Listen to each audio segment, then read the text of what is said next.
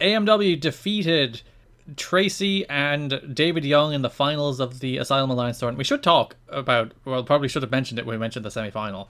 Before the AMW against Conan and, was it BG match? Yeah, Conan and BG. Chris Harris had to make his decision, Liam. Ah, yes. It's the most telegraphed shit you could have ever expected, ever. But I'm fine with that. He's like, I'm going to choose between Sabin and Storm. I don't think it was necessarily good either, though. I don't think it was delivered well. I thought it was a little rambly. I thought he spent too much time on the build to it.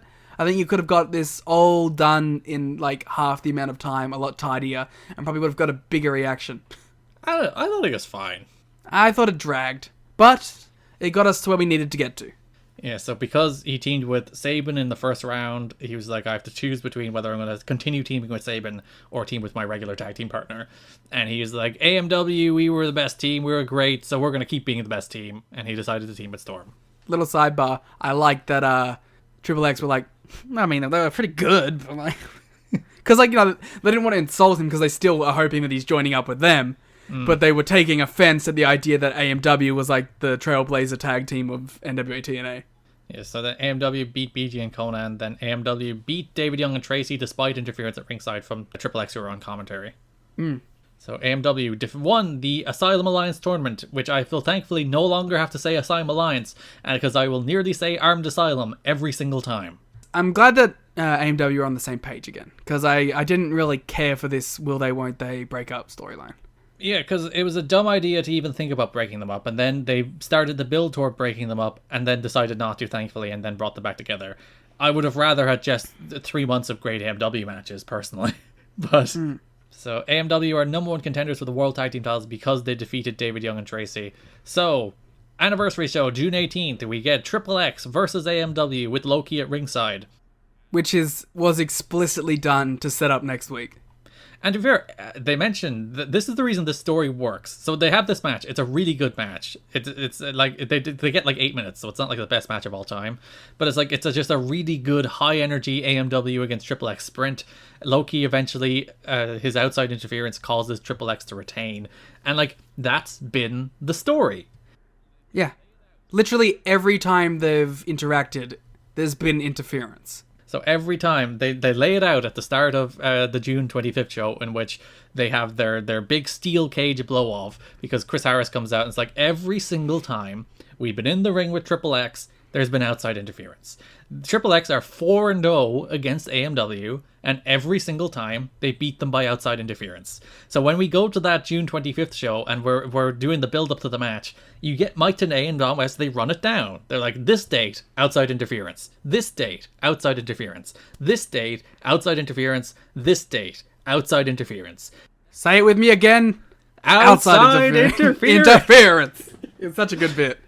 So it makes perfect sense that finally, after 4 times the Triple X retain the belt or win the belts from AMW via outside interference, they are going to settle it inside a steel cage. It's one of those things. It's like, this company isn't usually this good at this. It's like, no. It's a simple story with a cohesive through line where the heels win by outside interference every time, and then you do a cage match where outside interference is nullified, and then the baby faces win. Can I run down the match? Sure, go for it. I would say that this is the first match of the year candidate level match in TNA. This is the best match in TNA history. So, we start out with AMW, they outwork Triple X early on, but Triple X begins to take advantage because they can better utilize the environment of the cage and the lack of the rule set. You see they're going for low blows, Skipper is flying all over the place. AMW eventually takes control by using their power and just their brawling attitude and beating the hell out of Triple X. Everyone has color now except Skipper. Wildcat hits a spear from the top ropes to Daniels, who was hanging from the cage while standing on the top ropes. That ruled so much. Also, by the way, note on Skipper. I'm pretty sure he's the only one that doesn't bleed in the more famous cage match between these two teams. So maybe Skipper's just the guy who's like, I don't do blood. Skipper, he's been nuts in the match, flying around, climbs to the top of the cage for this killer crossbody onto Storm. Big kick out, big reaction. There has never been a smoother crossbody off the top of a cage. And this is a big cage too. Yeah, it's like a proper 15-foot cage. And usually, like, crossbodies off the cage, there's like a little clumsiness to them. People don't catch it right. It doesn't look quite right. He lands perfectly. And like they show a slate of replays when he lands, and then they go back to the action, and Don West is like, can we get one more replay, please? It was so good. I just want one more replay. And it's a really good follow-up here because like Skipper goes back up to the top of the cage but gets pushed off by Harris. This is really interesting because now AMW has the numbers advantage for the first time in the feud because Skipper is stuck to the outside and it's 2-on-1. They've reversed the whole thing that Triple X has had on them the entire time. They pay off the story. Yeah. Super kick into like a weird splash death sentence that kind of felt off. I kind of love that though. I'm not sure it was a delivered. I'm nearly certain it wasn't. I think it was a botch, but it's fine. For two reasons, I kind of like that spot. Because one, it's deep into like an 18-minute cage match where everybody's bleeding. Yeah. So it makes sense that he doesn't do the best death sentence in the world. But also, it's the one that it's for the near fall. I think it was meant to be a regular death sentence that they kicked out of. Yeah, but I think it works better that he like just did a splash instead of like the leg drop. Because you protect your finish and you sell the idea that these guys are absolutely battered. Skipper tries to get back in again. He's like climbing all over the cage on the outside, but Wildcat cuts him off again. Then there's the biggest spot of the match, the thing that you've seen 1,000 times. I think it's arguably as impressive as the cage walk, Rana, because my man, Chris Harris jumps from the top of the fucking cage. This is a giant cage. Death sentence lands right on his ass. That's insane. I don't know how every bone in his like coccyx didn't just explode into dust. Yeah. Like I said when I saw that, I was like, this match would have been 4.25 for me, but I'm bumping that last spot that bumps up to 4.5 for me. That match was insane. That last spot is insane. What a fucking match. This dude cannot like explode his back and ass and every single bone in his body to do a death sentence off the top of the steel cage and get 4.25 for me. It just can't happen. No, I had to bump that up to like, it's one of the best spots I've ever seen. So there's some other points about the match that we can talk about. Why was there even like tags? Like there was no point to that at all. It got abandoned towards the end. I don't even know why we like had the aura of we're gonna make this a regular style tag match in the cage. It's like TNA do that. Like this isn't the first cage match you're gonna see that has tags in and tags out. And you're right, it doesn't make a great deal of sense. There's like, what's the punishment if they don't tag it in and out? But it does give the match a little bit of structure, so I kind of understand why they go for it. But then like they always throw it out the window at the end anyway. So yeah. Oh, the crowd, by the way. Okay, trust me, I got the crowd on here too. So, yeah, the crowd, super hot for this, but starts out so smarky. They're like chanting, dude, they're doing the kill with the cowboy chants for the first time in ages as well. They did them toward like the start of the year and stopped doing them because AMW started kicking ass. And like, of all the matches to bring them back, you stupid mark crowd who think you're smart fans because you are the heel section and you have your heel section t-shirts like a bunch of fucking goobers. Shut the fuck up with these two teams, the two best teams in the company, the two like most consistently good things in the year 2003 are Triple X and America's Most Wanted. And this is the moment you decide to bring back your stupid shitty kill the cowboy chants? Go fuck yourselves. Yeah, heel section at its worst here. We had kill the cowboy chants. We had pussycat chants for Wildcat. And arguably the most egregious to me of this whole thing, there was a that was 3 chant for an obvious 2. I was like, I wrote here, that was 3, parentheses, it wasn't, close parentheses. I was like, it was not 3. Women going nuts for Storm in this. Naturally. And I gotta say, like, with this show and the last show too, this is why you saw what people saw in Chris Harris. Mm-hmm.